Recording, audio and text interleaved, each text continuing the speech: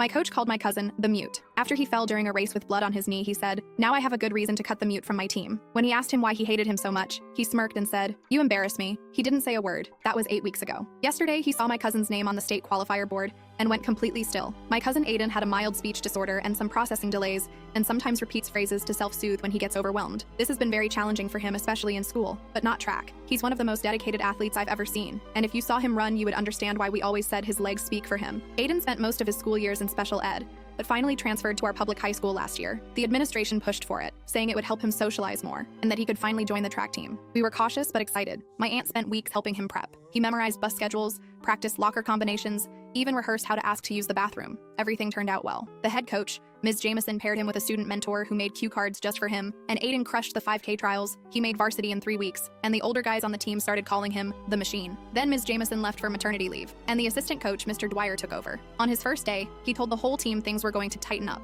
Everyone had to meet his standards, no exceptions. He started by calling Aiden out in front of the team. "You don't need cue cards, you need to listen." Then he took away the visual aids the student mentor had approved and told Aiden to keep up or get left behind. The next week, he made Aiden run an entire set of bleacher drills twice because he was slow to respond. When my aunt emailed him, he said Aiden needed real-world expectations. The principal said something about letting the new coach find his footing. I started showing up to practice when I could to watch everything that was happening. Aiden started timing his runs slower. He flinched more, and his old nervous tick of rubbing his fingers together came back. But the worst thing was that he stopped looking up. Aiden always made eye contact when he was proud. Now he refused to meet my eyes. I noticed other changes too. The walls of his bedroom, once covered with track meet photos and running posters, gradually became bare as he took things down one by one. At home, he started spending more time in his room with the door closed. We used to hear him running in the morning, but even that became less frequent. My aunt would make his favorite meals, but his plate would remain mostly full. The light that had sparked in him was dimming, and we all saw it happening but felt powerless to stop it. Then came the regional qualifiers. Aiden's 10K time was second best in the district, so much so that on paper there was no way to deny him a slot at the meet. But Dwyer tried anyway at a meeting my aunt attended to defend Aiden. He said he was worried about performance under pressure. My aunt brought stats, emails, even a note from Ms. Jameson supporting his placement. It was so overwhelming the school overruled Dwyer, so Aiden made it to regionals. "Fine," he had said, "but when he freezes up out there, that's on you, not me." The night before the race, I picked Aiden up from practice and he typed something in his phone and showed it to me. "Do I have to go?" Read his message. I asked why he was asking that. He typed, "He said if I mess up, I'm off the team." I wanted to turn the car around and drag Dwyer out of that gym myself, but I settled for reassuring Aiden that he had earned his pot, and whatever happened, we had his back. The next day, my aunt and I showed up with signs that said, "Go Machine, run your race." The bleachers were packed. I saw Dwyer pacing the sidelines with a clipboard. Aiden stood with the team stretching. Then I saw Dwyer pull him aside right before the race. I couldn't hear everything, but I was close enough to catch the end. "If you embarrass me out there, you're done. Do you understand?" Aiden looked calm on the outside, but I saw him rubbing his fingers together. I could tell he was retreating into himself, building walls to keep his anxiety away. When he finished speaking, he gave Aiden a pat on the back that was more of a shove,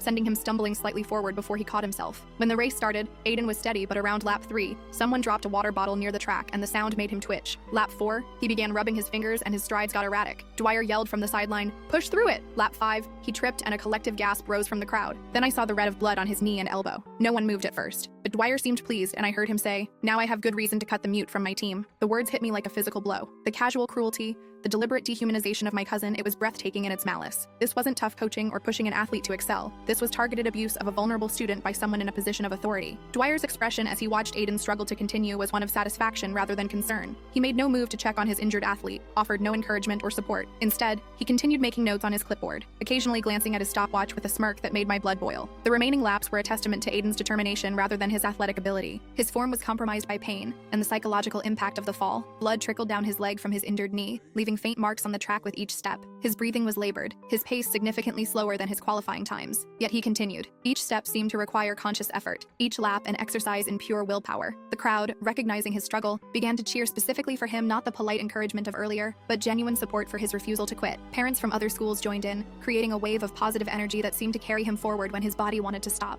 I watched Aiden finish the race, his face a mask of pain and determination, and knew something had to change. The aftermath was immediate and intense. Aiden's aunt filed a formal complaint that same day, with my detailed documentation of Dwyer's behavior attached. The school administration, finally recognizing the severity of the situation, placed Dwyer on administrative leave pending investigation. Ms. Jameson, hearing what had happened, volunteered to return early from maternity leave to take over the team. The hours following the race were a blur of activity. As soon as Aiden crossed the finish line, last in his heat but upright and moving under his own power, we rushed to meet him. The medical tent was our first stop, where a volunteer nurse cleaned and bandaged bandaged his injuries. The antiseptic smell mixed with the metallic scent of blood as she worked, her movements efficient but gentle. Aiden sat silently on the examination table, his eyes fixed on a point in the distance, his body trembling slightly from adrenaline crash and pain. My aunt's face was a study in controlled fury as she helped Aiden change into clean clothes, careful to avoid his bandaged elbow and knee. Her movements were measured, her voice soft as she spoke to him, but I could see the rage building behind her calm exterior. When Aiden was settled in a chair with a sports drink and an ice pack, she turned to me. "I need you to tell me exactly what you heard Dwyer say," she said, her voice low and intense, word for word. I recounted everything: the threat before the race, the continuous shouting during Aiden's struggle, and finally, the damning statement about cutting the mute from the team. With each detail, my aunt's expression hardened, her lips pressing into a thin line, her hands clenching and unclenching at her sides. "Stay with him," she instructed, pulling her phone from her purse. "I'm calling Principal Winters right now." She stepped outside the medical tent, but I could still hear fragments of her conversation, terms like discrimination, hostile environment, and legal action, cutting through the ambient noise of the meet continuing around us. When she returned, her face was flushed but composed. "The principal wants to meet us at the school in an hour," she informed me. "I need you to write down everything you witnessed, as detailed as possible. Dates, times, exact quotes if you can remember them." The school parking lot was nearly empty when we arrived, most staff having left for the weekend. Principal Winters met us at the main entrance, his face grave as he unlocked the door. The hallways were eerily quiet, our footsteps echoing off the lockers lining the walls. The smell of industrial cleaner hung in the air, mixed with the faint mustiness that seems inherent to all school buildings. The meeting in Winters' office was tense but productive. My aunt presented our documentation methodically, my written account of Dwyer's behavior, screenshots of emails she had sent expressing concerns about his coaching methods, even a voice recording from a parent who had overheard similar comments at a previous meet. The principal's expression grew increasingly troubled as the evidence mounted. "This is concerning," he admitted, removing his glasses to rub the bridge of his nose. "Very concerning." "Concerning isn't the word I'd use," my aunt replied, her voice steady but cold. "It's discriminatory, it's abusive, and it's potentially illegal under the Americans with Disabilities Act." The mention of legal implications seemed to galvanize Winters into action. By the end of the meeting, he had committed to placing Dwyer on immediate administrative leave pending a full investigation. He also promised to contact Ms. Jameson about returning early to take over the team.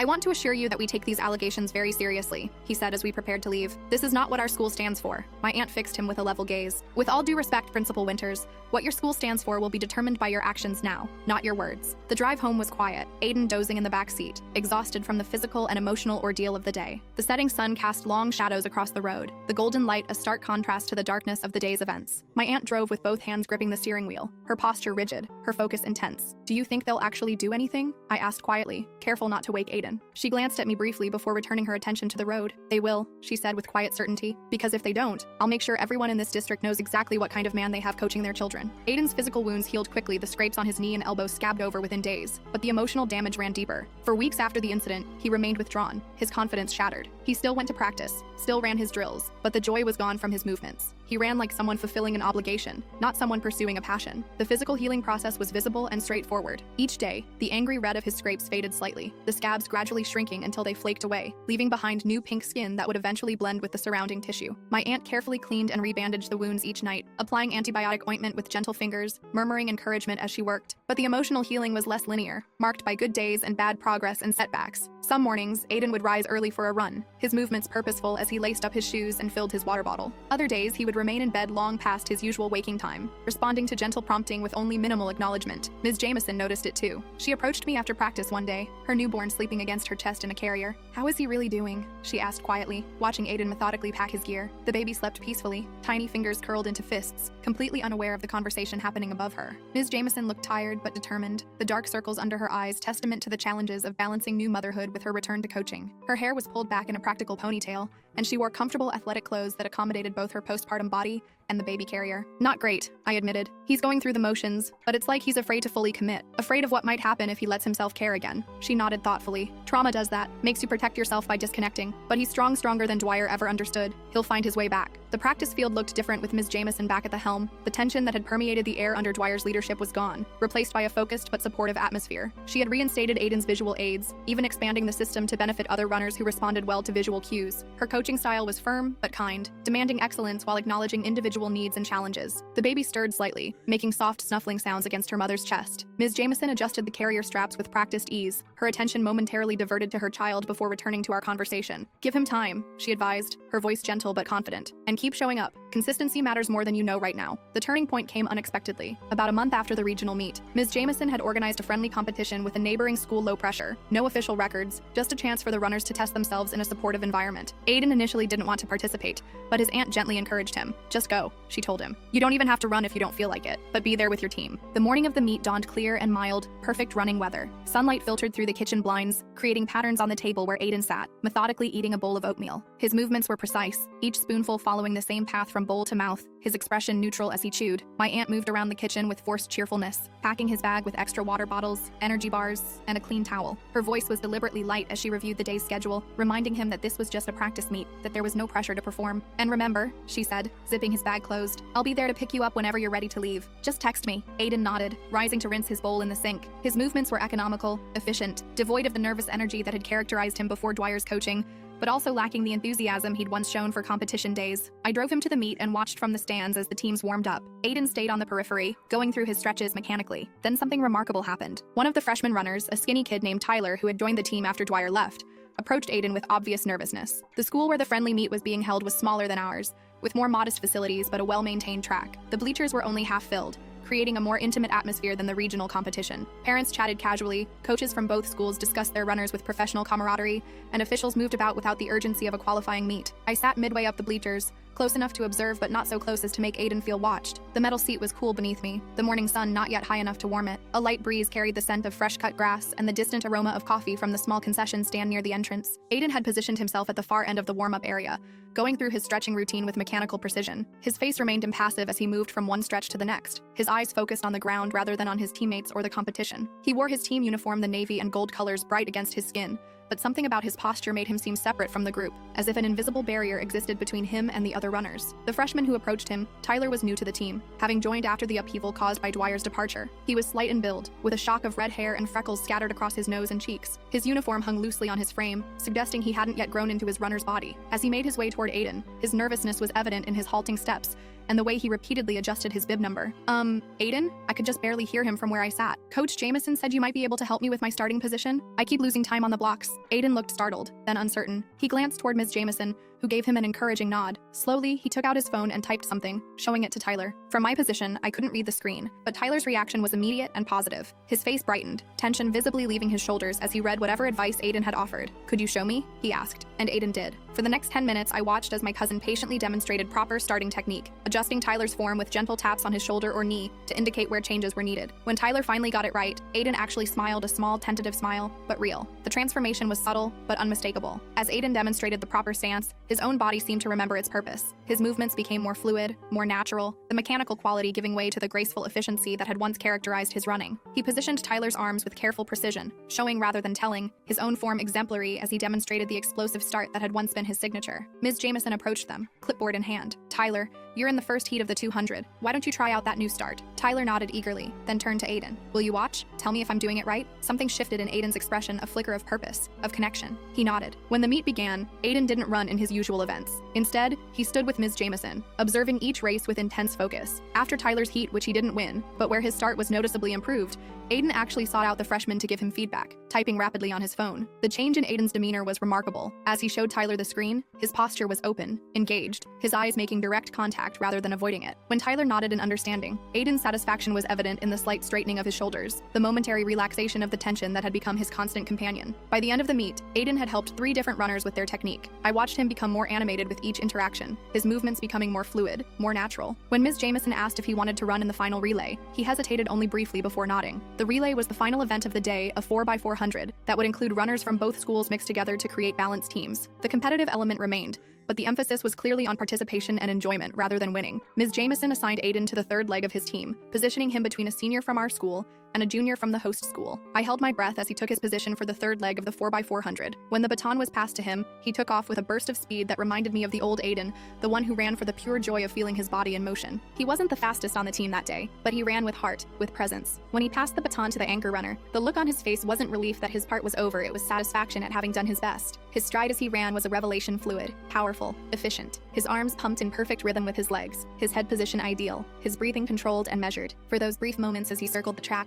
He was fully present in his body, fully engaged in the act of running. The sensory issues, the processing delays, the anxiety all seemed temporarily suspended as he moved with the natural grace that had once earned him the nickname, the Machine. When he handed off the baton to the anchor runner, the momentary connection, the slap of the metal against palm, the brief eye contact, the synchronized movement seemed to symbolize his reconnection to the sport and to his team. As he slowed to a jog and then a walk, his breathing heavy but controlled, I could see that something fundamental had shifted. After the meet, as we walked to my car, Aiden typed out a message and showed it to me. "I think I want to try the 5K at the next meet." "Yeah?" I couldn't keep the hope out of my voice. "You sure?" He nodded, then typed again, "Ms. Jameson says I still have the best form on the team." "She's right," I said, feeling a lump in my throat. "You always have." The parking lot was emptying as we made our way to my car, the afternoon sun warm on our backs. Other runners called out goodbyes, parents loaded equipment into trunks, coaches exchanged final observations. The ordinary end to an ordinary meet, except that for Aiden, it represented something extraordinary, a step back toward himself. The healing wasn't instant or complete. There were still bad days when the memories of Dwyer's cruelty would resurface, days when Aiden would retreat into silence or struggle with his confidence. But there were more and more good days too. Days when he'd voluntarily join team study sessions,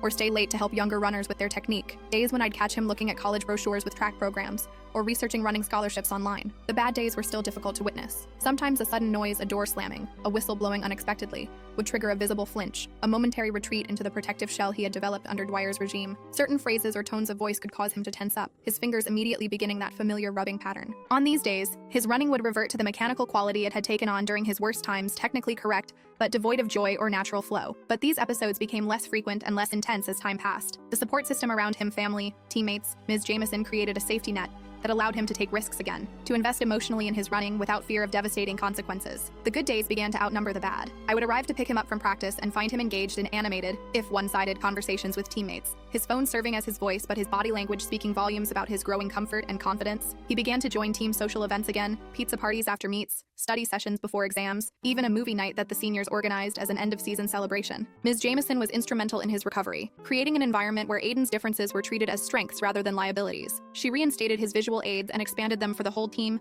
finding that many runners benefited from the clear, sequential instructions. She paired Aiden with different teammates for drills, helping him build relationships beyond just running together. Her coaching style was a study in effective leadership, firm but flexible, demanding excellence while acknowledging individual needs. The visual aids she developed became a standard part of practice, with laminated cards showing proper form for different events posted around the track. She implemented a buddy system for warm-ups and cool-downs, ensuring that no runner was isolated during these crucial parts of training. Most importantly, she gave him responsibilities that validated his knowledge and experience. By the time the state qualifiers rolled around 3 months later, Aiden was unofficially serving as an assistant coach for the distance runners. His tactical understanding of pacing and form, recognized and respected by teammates and coaches alike. The transformation in the team dynamic was remarkable. Under Dwyer, competition between teammates had been cutthroat, with runners afraid to show weakness or ask for help. With Ms. Jameson's leadership and Aiden's emerging role as a peer mentor, collaboration became the norm. Runners shared strategies, offered encouragement, celebrated each other's improvements regardless of placement. Aiden's unique perspective became valued rather than dismissed. His methodical approach to training, his attention to technical details, his ability to break complex movements into component parts, all qualities related to his processing style, were recognized as assets to the team. Younger runners sought him out for advice, and even seniors began to respect his insights. The day of the state qualifier, I arrived early to find Aiden already on the track, not running but walking the course methodically,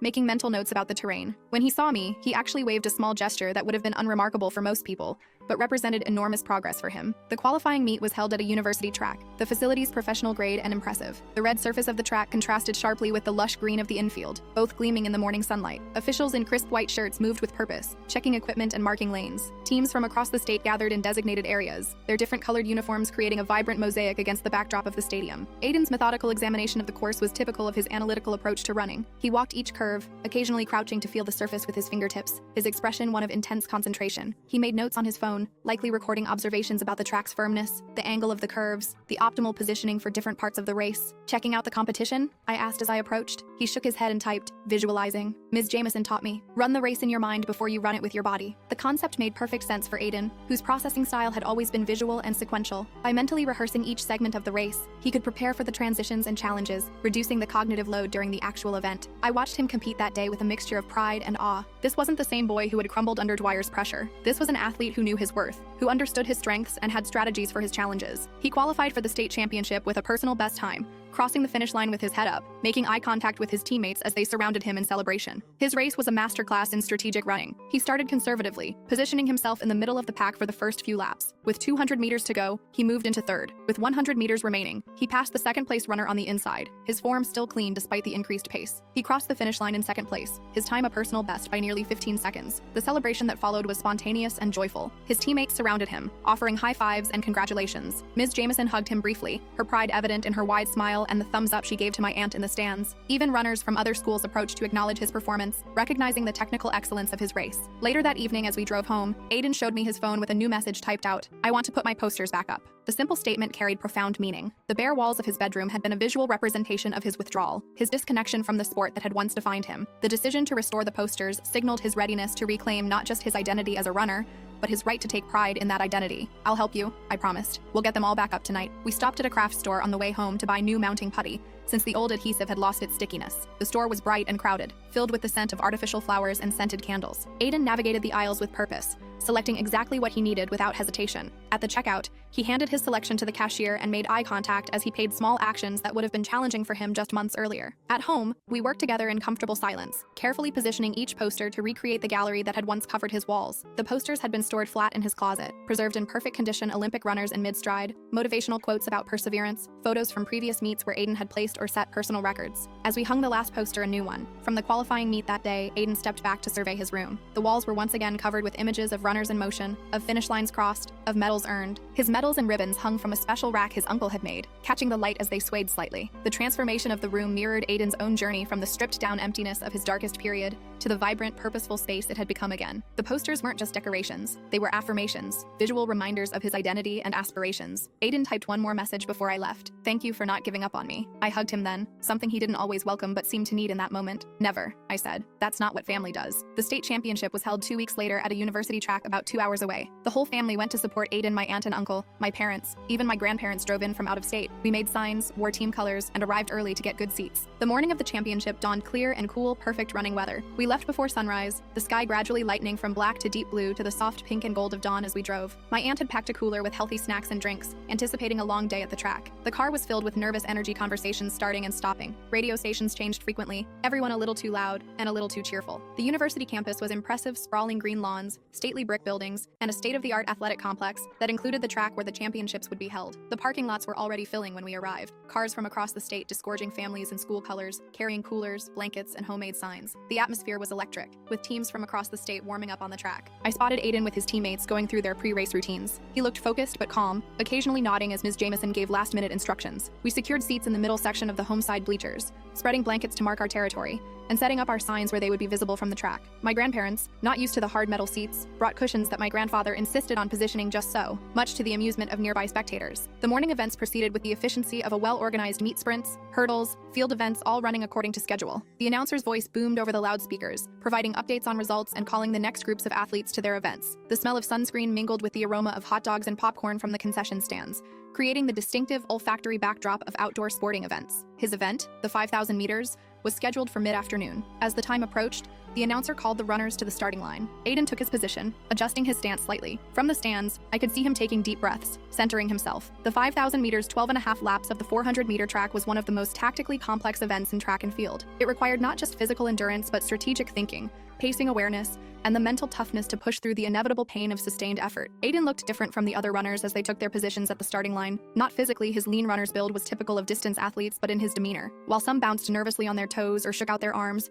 Aiden stood perfectly still, his focus complete, his breathing measured and controlled. The stillness wasn't from anxiety, but from concentration. He was already running the race in his mind, as he had explained to me at the qualifiers. The starting gene fired, its sharp crack echoing across the field. The race began with the controlled chaos typical of long-distance events, runners jostling for position before settling into their pace. Aiden started conservatively, positioning himself in the middle of the pack for the first few laps. His form was perfect, economical, smooth, no wasted motion. From the bleachers, he looked like any other elite runner, focused, determined, in his element. The first lap passed without incident. Aiden maintained his position, neither gaining nor losing ground. His breathing appeared regulated, his form textbook perfect. The crowd cheered as the runners completed the circuit, the volume rising and falling like waves breaking on shore. The announcer's voice provided updates on the leaders' pace, noting that they were on track for impressive times. By the fourth lap, the field had begun to stretch out, with clear leaders emerging and others falling back. Aiden remained in the middle, his pace steady, his form unchanged, despite the increasing fatigue that must have been building. His face showed no emotion, just intense concentration on the task at hand. Around lap 8, he began to make his move. It wasn't dramatic, no sudden burst of speed, no obvious strategy shift, just a gradual increase in pace that allowed him to pass one runner, then another. By lap 10, he had moved into 5th position, still running with the same controlled efficiency that had characterized his entire race. The crowd was on their feet, cheering wildly. My aunt was screaming his name, my uncle was recording everything on his phone, and I was clutching the railing so hard my knuckles turned white. The final lap brought the drama that makes track and field so compelling. The leader had established a significant gap and seemed uncatchable. The second and third place runners were battling each other,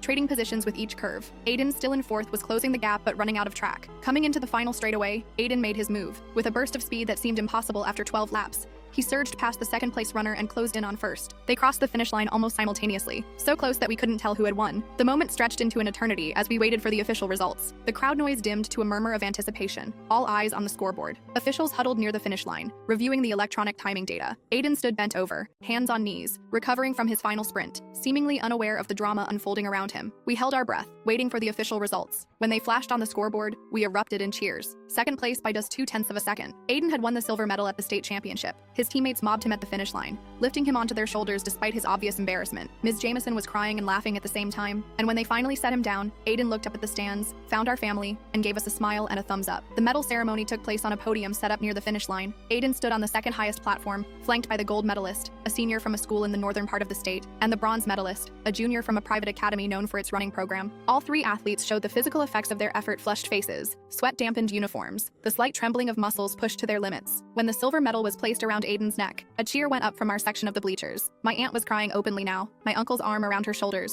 My grandparents stood proudly, their faces beaming with pride. Even my usually stoic father was grinning widely, clapping with enthusiasm. In that moment, watching my cousin being celebrated for exactly who he was, I realized something important. This wasn't just about winning a race or defeating a bully. It was about Aiden finding his voice not just through words, but through his actions, his perseverance, and his quiet strength. After the medal ceremony, we met Aiden outside the stadium. He was still in his uniform, silver medal hanging around his neck. For once, he didn't need his phone to communicate. He simply walked up to my aunt and hugged her tight, then did the same with each of us in turn. The embrace was unexpected and powerful, Aiden initiating physical contact, expressing emotion without technology as an intermediary. My aunt held him longer than the others, her tears dampening his uniform, her words of pride muffled against his shoulder. My uncle joined the hug, his large hand patting Aiden's back with gentle affection. My grandparents waited their turn, my grandmother fussing over his hair and the scrape on his elbow from a fall during warm-ups, my grandfather offering a firm handshake that turned into an awkward but heartfelt hug. The drive home was filled with a different energy than the morning journey, not the nervous anticipation of before, but the satisfied exhaustion that follows achievement. Aiden sat in the back seat with me, his medal carefully placed in its presentation box, his uniform exchanged for comfortable sweats and a team t-shirt. The setting sun cast a golden glow through the windows, illuminating his profile as he gazed out at the passing landscape. On the drive home, exhausted but happy, Aiden typed one last message and showed it to me. Thank you for believing in me when I didn't believe in myself. I smiled at my cousin state silver medalist, team co-captain, and the strongest person I knew. Always, I told him, that's what family does. The message was simple but profound, acknowledging both his journey and the support system that had helped him navigate it. The screen of his phone glowed softly in the dimming light of the car interior, the words a testament to his growth not just as an athlete, but as a person who understood the value of connection and support. As we continued toward home, Aiden leaned his head against the window, his eyes closing as exhaustion finally overtook him. The silver medal rested in its box on his lap,